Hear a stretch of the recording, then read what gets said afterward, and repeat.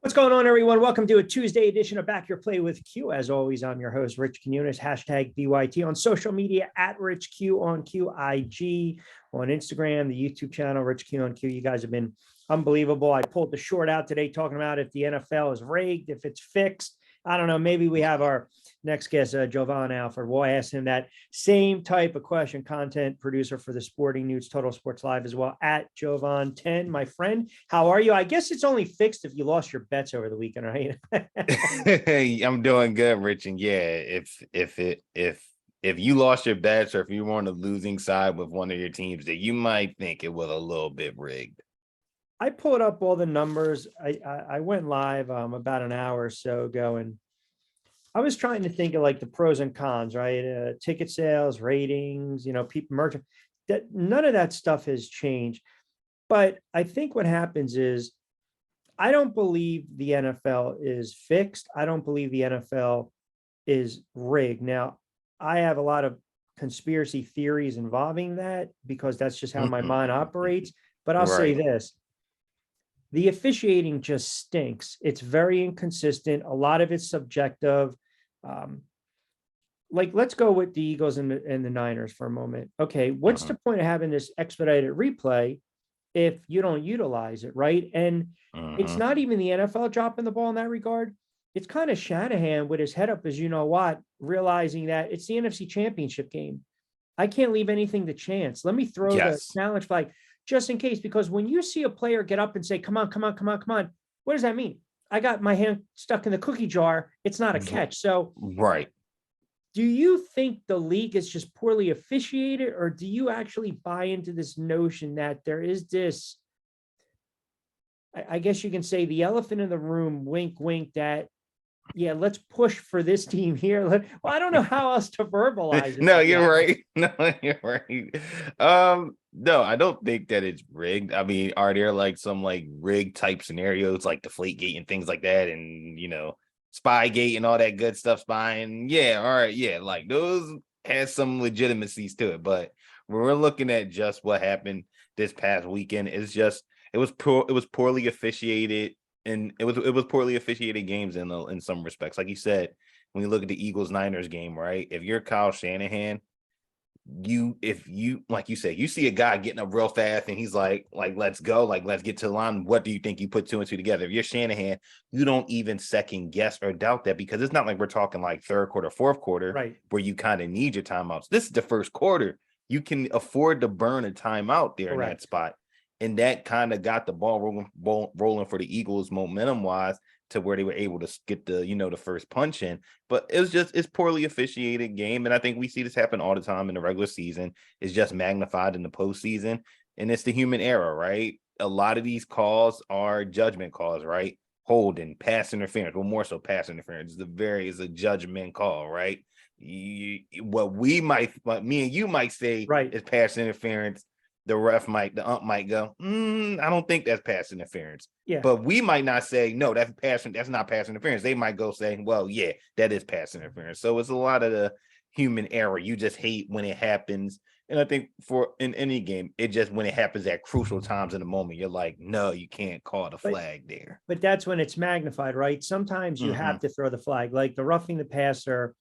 By definition, it was a boneheaded play. You feel bad for the kid in the Kansas City game. Yeah, But then bang bang play. Literally a yeah, bang bang right. play. But by definition, you can't touch the quarterback when he's out of Yep. bounds. But I can also take a step back and say Cincinnati had two opportunities with 6 minutes left, There you and you go. also punted the friggin' ball down the middle of the field.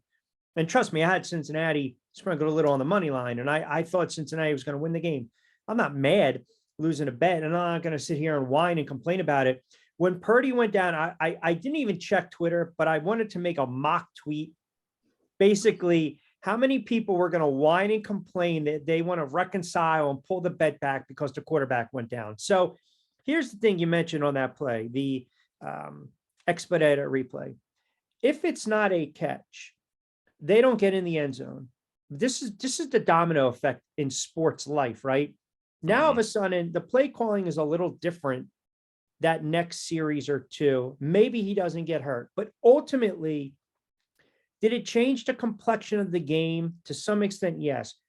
When the offensive line for San Francisco spit the bit and the Eagles dominated them, that's when the game was lost for San Yes. Francisco. And when your Yes. starting quarterback goes down, that's the ball game. Like, we'll get into that in a moment, but it's just how these plays, the snowball effect, right? You can go through catch or no catch, Calvin Johnson, Des Bryant, the failed Mary, the Tucker. Plays go for you and plays go against you is kind of my point. Right. They typically even out. You're a hoops fan like I am. When you see these calls, those are the definition of makeup calls. That's because I didn't blow the Yes. whistle in the first quarter. Yep. Yep. I You don't see it. You believe see that's it the case in blatantly. I don't believe that's the case in the NFL.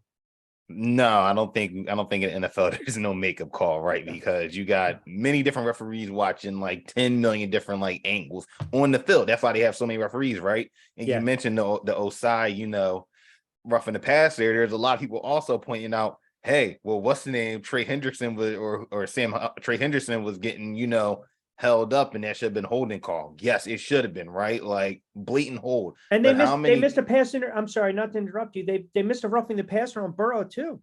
Like Yeah. they drove him down by On definition. things that's usually called, right? Like Yeah. that type of roughing the passer is usually called. We see it happen. I mean, shoot, we saw Tom Brady get away with a cheap roughing the passer, and that was a sack. So. Yeah. And it's funny you mentioned that. You're talking about the AFC Championship game because there was a play with Brady in Tampa Bay. I'm sorry, in Kansas City, New England, a couple of years ago, in one of the playoff games, I should say. Oh wow. Same scenario where Mahomes didn't get the call, but Brady did get the call. So I don't know, man. Again, it's judgment, right? It's a judge. It's judgment calls. Yeah. I thought the 49ers, after we talked about this, right? And people were saying you're wavering. The more I dived into the game, I did not like the matchup for the 49ers. Now, granted, I said months ago, I thought they can be the team when healthy to go into Philadelphia and beat the Eagles. The problem was they lost the battle in the trenches. And even at 14-7, when Johnson had the fumble, it's 21-7. The game's over, man. I mean, it's just, and now it's the Monday morning quarterback. And well, you should have had another, a backup quarterback. Man, you can't think like that. The Eagles, they're just a better team. And I've argued with people and debated people this the last couple of days. I'm a Giants fan. Do you really think I care how easy the road would be for the Giants to get to the right? You really think I'm going to sit here on a Monday or Tuesday and sit there and say, well, the Giants knocked out Jalen Hurts, so it diminishes what they did? I don't give a crap about that. Just get me to Arizona. Like, you can't apologize for that. They knock quarterbacks out of the game. They've been dominant in 2 straight playoff games. So look, man, it doesn't even pay me to say it because the film don't lie. I mean, they are a really good football team on both sides of the ball. They're well coached. They got a ton of discipline, even though, I can't stand the frigging coach. Yeah. But I like Jalen Hurts. I think Jalen Hurts is a flat out gamer, and they have been the best team in the NFL, and they deserve to be in Arizona in 2 weeks. Yeah, and I'm glad that you brought up the point of that they dominated that team in the trenches, right? Like they out physical the physical team, and that's where the game was won, right? You saw the Eagles defensive line, like you say, really take advantage of the offensive line. Shanahan and them didn't adjust, right? Why are you blocking Tyler Croft on Hassan Reddick, who's one of the best defensive players in the league that somehow was not a finalist for defensive player of the year? you can't do that because you're setting your quarterback up for failure, and you can't in where the plays where Purdy got sacked or got rushed. You can't run long developing plays trying to do play actions against his front four because they were getting home. And then on the other end, the Eagles had a tough time passing the ball. Granted, and I think people also got to remember this too. This Niners front seven's really good. Like you're not getting anything past them. So what did the Eagles do? Okay, we're going to punch you in the mouth and run the football. You started to see that they were wearing down that defensive line and letting their offensive line kind of take control and also kind of take Fred Warner out of the game, because even though Hurts wasn't good passing the ball, just him, the running threat, it kind of made Fred Warner have to think, do I come down? Do I do this? And the same thing with Nick Bosa, right? He couldn't just automatically just make a dart to the quarterback, because it's like, if I take that dart to the quarterback, the running back is going right up right at the middle in the zone read. So you got to give credit to him. And like you said, a lot of people are, claiming that this is an easy path. I don't think there's no easy path in football because you got to play who you have to play.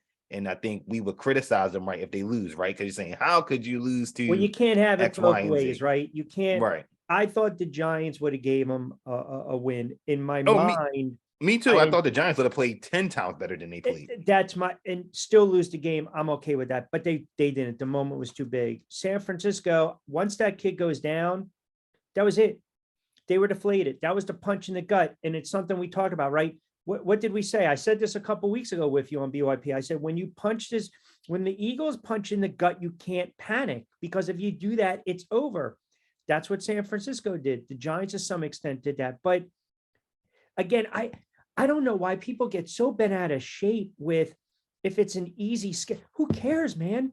I don't I've care. seen a lot. I've seen a lot of that. Just people saying like, "Oh, who did they play this season? The best quarterback they played was Trevor Lawrence." And but that's their. But my point is that's their fault. Now the narrative is, well, wait till they see a really good team in Kansas City. Well, we thought that with San Francisco, and they blew their doors off. I mean, we push these certain narratives. As a fan, I don't give a crap if it was a hard road, a tough road. I've watched 2007 go on the road against Tampa, go on the road against Dallas, go into Lambeau, beat the Pats. I've seen it in 10-11, winning home against Atlanta, turn around and go back on the road and beat Green Bay.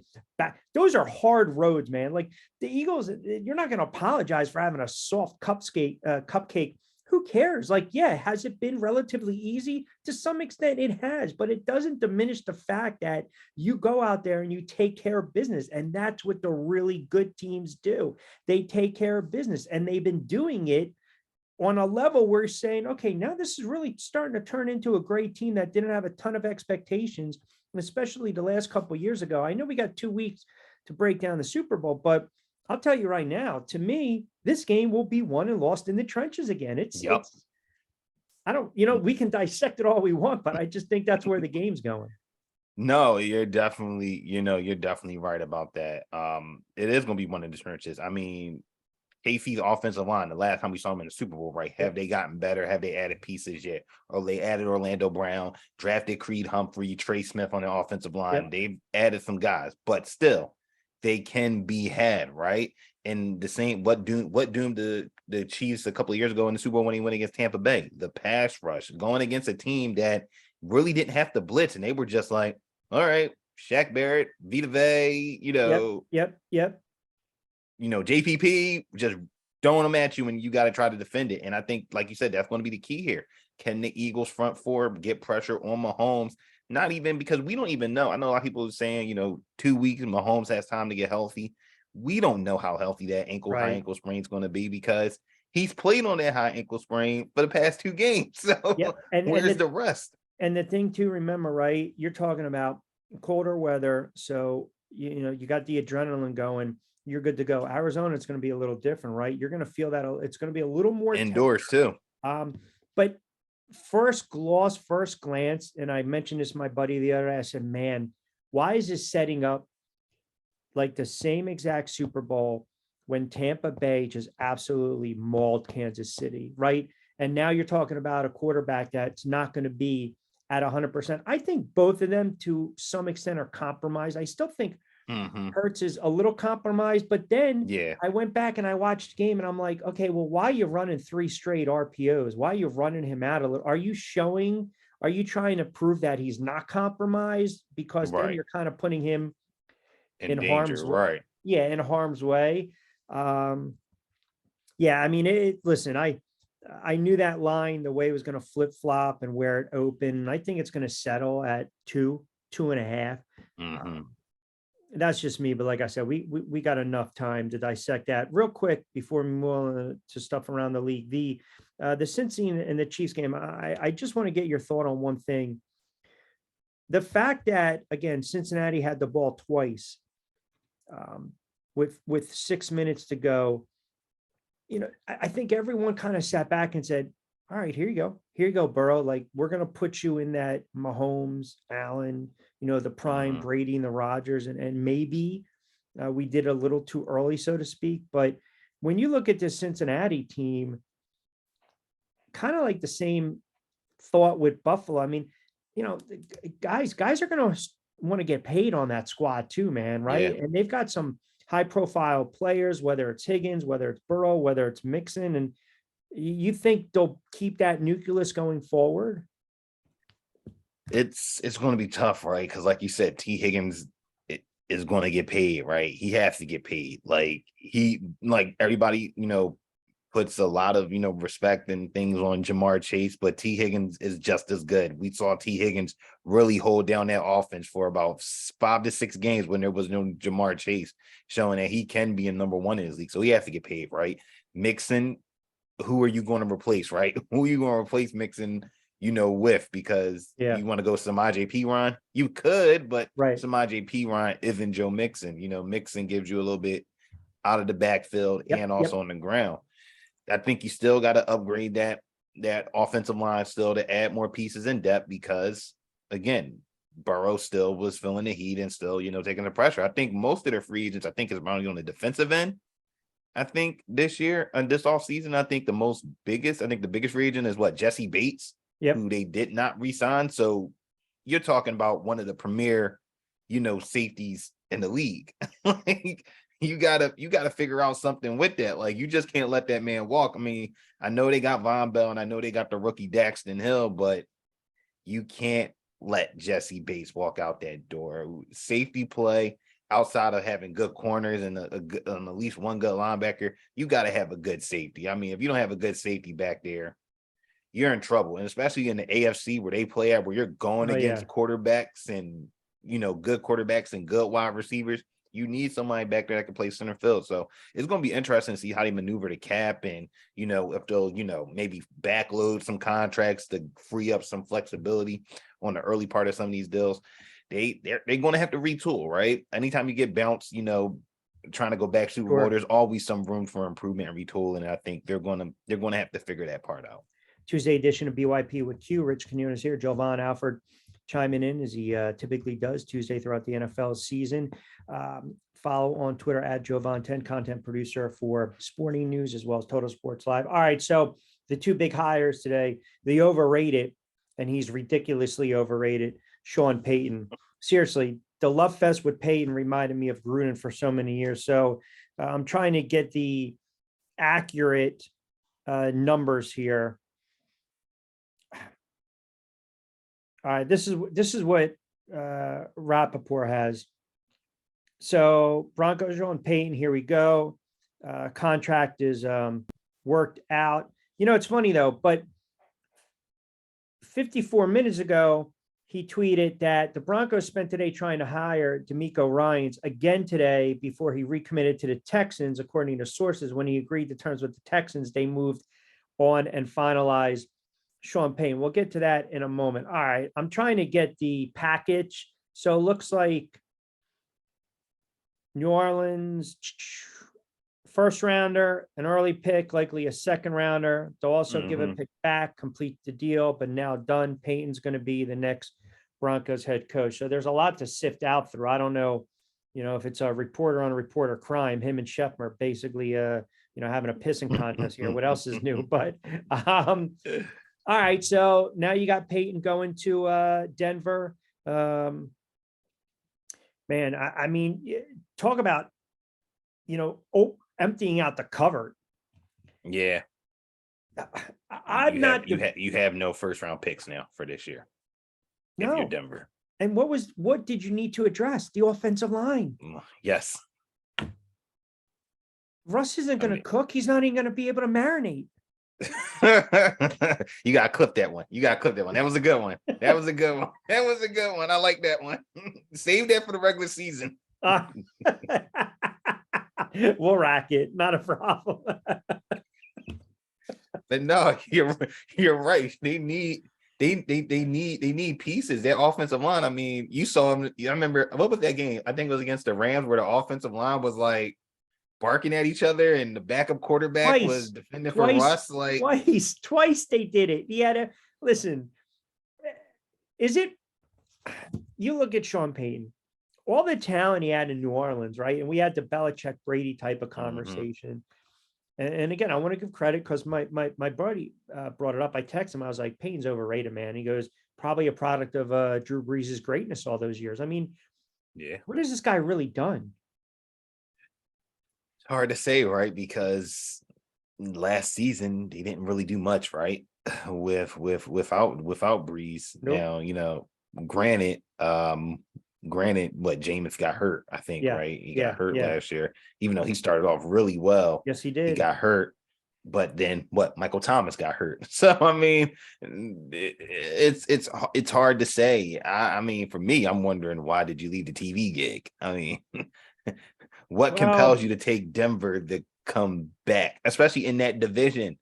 In that division, we know KC's there. We know the Chargers got pieces, and that's maybe what I was going to bring up. Brandon Yep. Staley figures it out, but we don't know. And then the Raiders, who's their quarterback. So maybe he thinks there's a chance to win there. But again, we're not talking a Russ from like 3 years ago. We're talking about Russ on the other side Correct. of 30, a defense that does not have Bradley Chubb anymore. Now they still got pieces, but there's no Bradley Chubb.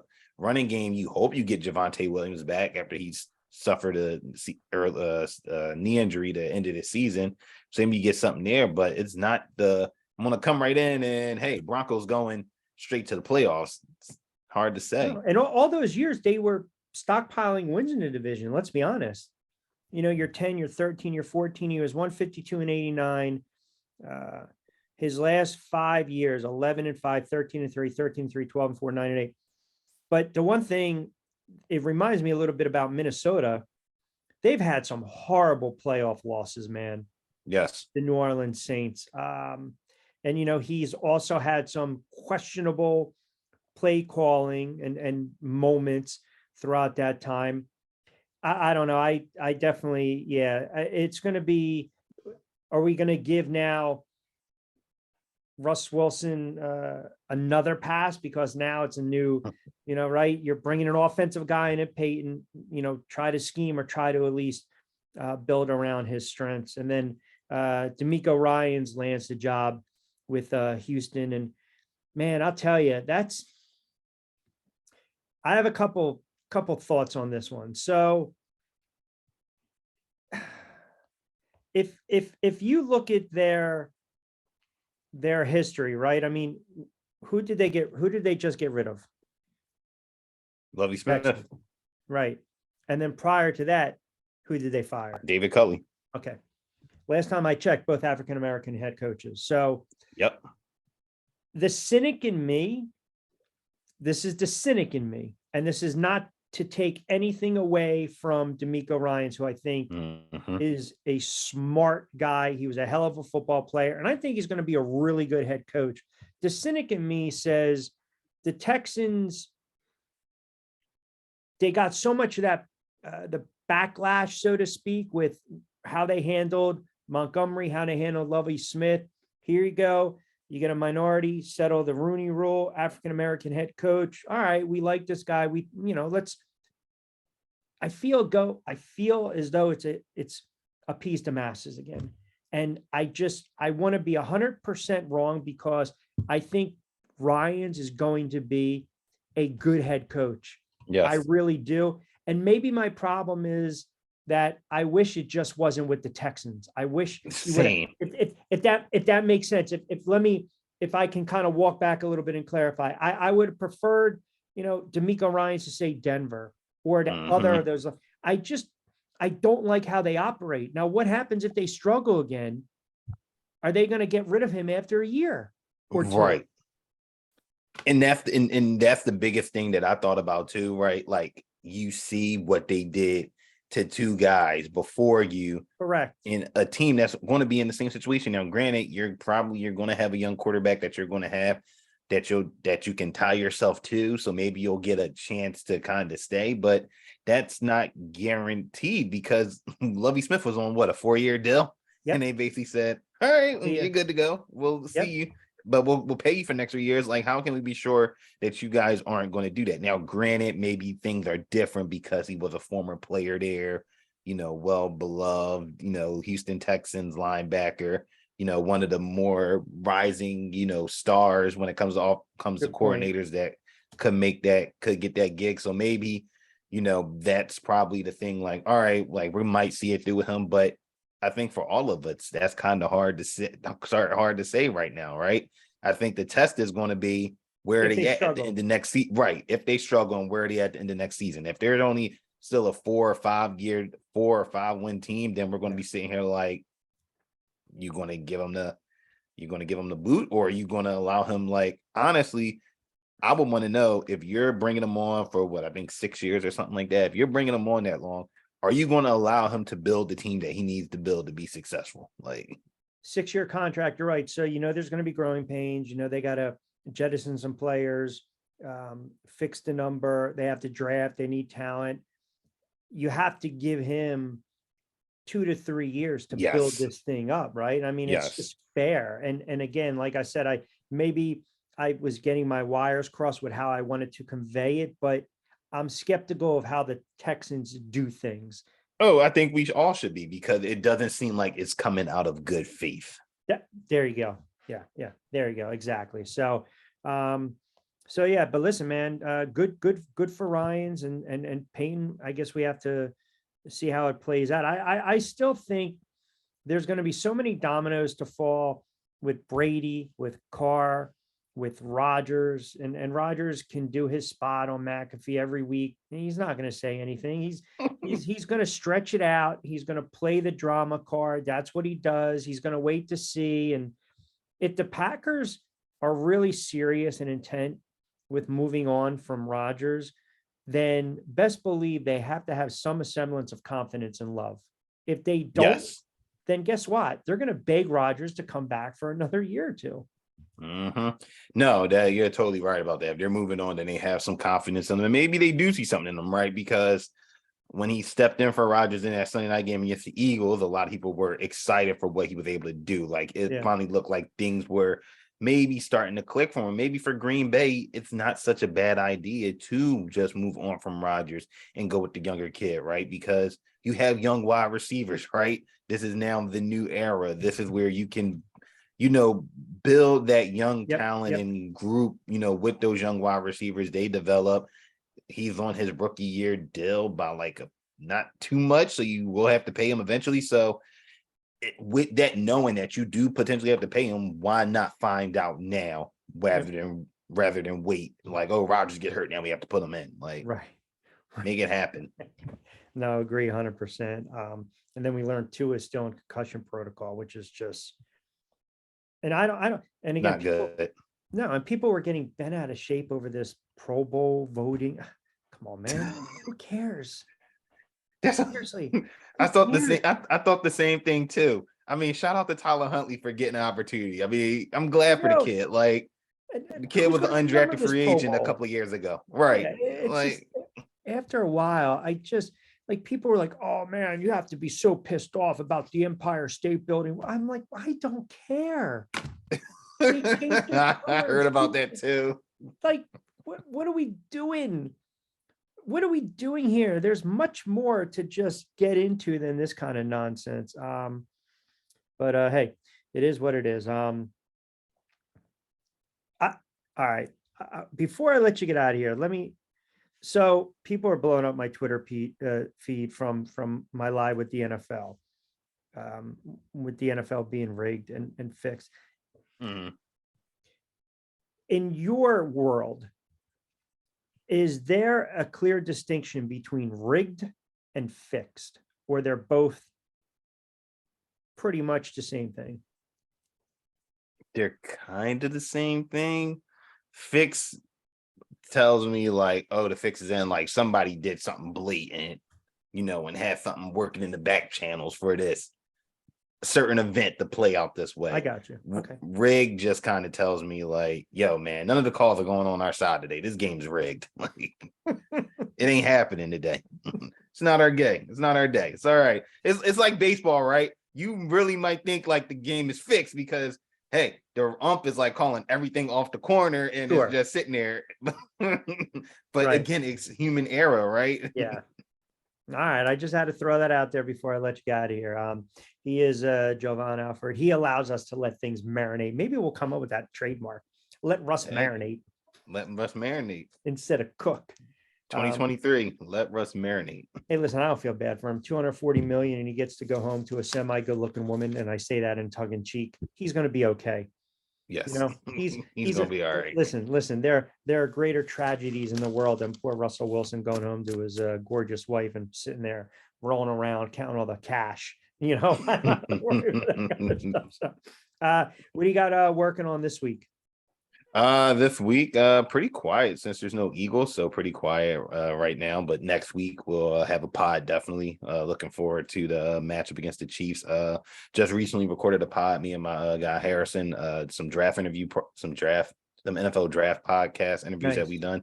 Just did one yesterday with Texas A&M Commerce defensive end Celestin Haba, who's a name that's really rising up, you know, for during the draft process from small school. So got him on the pod and got definitely a few more coming out, you know, as we get, you know, through draft season. XFL is coming up. So definitely have some XFL stuff coming up soon. We're going to talk some lines on that too next week, and we'll talk a little hoops as well. Sounds good to me. All right. I like it. He's the well-rounded and the well-versed Jovan Alford at Jovan 10, content producer, Sporting News, Total Sports Live as well. Give him a follow on social media. Always appreciate you jumping on Tuesday edition of BYP, pal. Same. Thanks for having me. You got it.